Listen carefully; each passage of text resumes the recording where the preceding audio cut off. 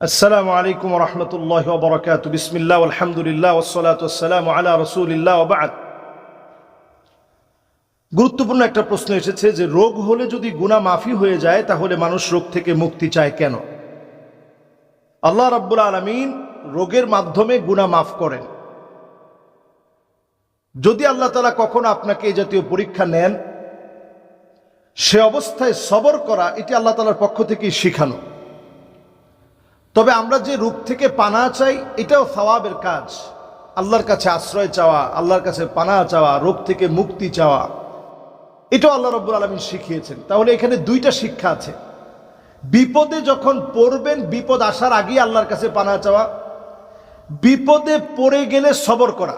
আপনি রোগাগ্রস্ত হয়ে গেছেন, এখন সবর করেন। এরপরে আপনি ডাক্তার দেখান, এটাও সওয়াবের কাজ। এরপরে আপনি গুনাহ থেকে নিজেকে পরিত্রাণ করবেন, আল্লাহর কাছে ওয়াদা দেন, এটাও সওয়াবের কাজ। এরপরে রোগ থেকে মুক্তি লাভের জন্য আল্লাহর কাছে দোয়া করবেন, এটাও সওয়াবের কাজ। তাহলে এখানে অনেকগুলো সওয়াব নিহিত। হাদিসের মধ্যে আসছে, মা ইউসিবুল মুসলিমা মিন নাসাবিন ওয়ালা ওয়াসাবিন ওয়ালা হাম্মিন ওয়ালা হুজানিন ওয়ালা গাম্মিন হাত্তা শাওকাতি ইউশাকুহা ইল্লা কাফফারাল্লাহু বিহা মিন খাতায়াহু।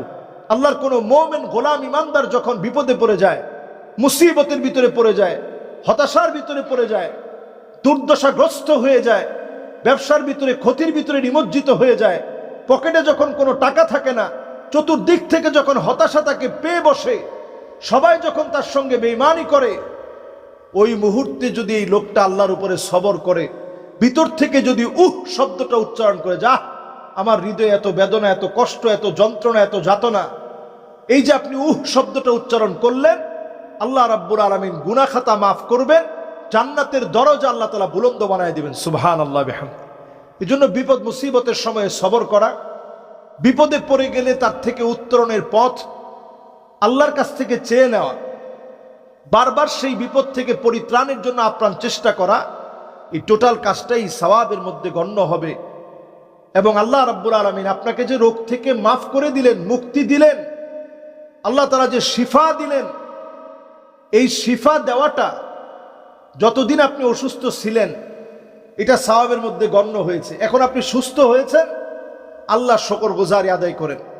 যারা রোগীকে দেখতে যাবেন, ৭০,০০০ ফেরেশতা আপনার জন্য দোয়া করবে।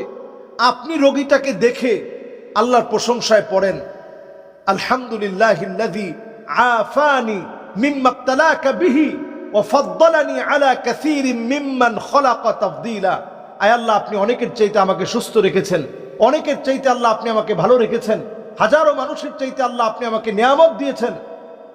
আপনি যদি এই দোয়াটা পড়তে পারেন, কত রকমের রোগ, কত রকমের বিপদ, কত রকমের মুসিবত, রোড অ্যাক্সিডেন্ট দেখলেন, আপনি দোয়াটা পড়ে ফেলেন।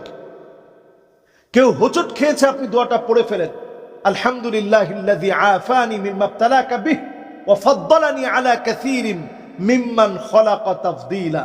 এই দোয়াটা যদি আপনি পড়তে পারেন, দেখবেন আল্লাহ রাব্বুল আলামিন ওই বিপদটা থেকে আল্লাহ তাআলা আপনাকে হেফাজতে রাখবে। আপনি ইয়াকিন নিয়ে পড়েন, অবশ্যই আল্লাহ রাব্বুল আলামিন আপনাকে হেফাজতে রাখবে।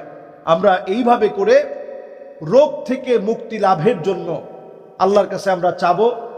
রোগ থেকে মুক্তি লাভের পরে আল্লাহর শুকরিয়া আদায় করে আমরা দোয়া করব। এবং প্রতিনিয়ত ঔষধ খাওয়ার সময় আমরা ভুল দোয়া না পড়ে সঠিকভাবে দোয়া পড়ব। আমরা বলবো, হুয়া শাফি হুয়াল কাফি হুয়াল মুআফি। আল্লাহ আপনি শেফা দানকারী, আল্লাহ আপনি আমার জন্য যথেষ্ট, আল্লাহ আপনি আমাকে রোগ থেকে মুক্তি দিতে পারেন। এইভাবে করে আমরা দোয়াটা পড়ার চেষ্টা করব। ইনশাআল্লাহ আল্লাহ রাব্বুল আলামিন আমাদেরকে সুস্থতার নিয়ামত দান করবে। আসসালামু আলাইকুম ওয়া রাহমাতুল্লাহি ওয়া বারাকাতুহু।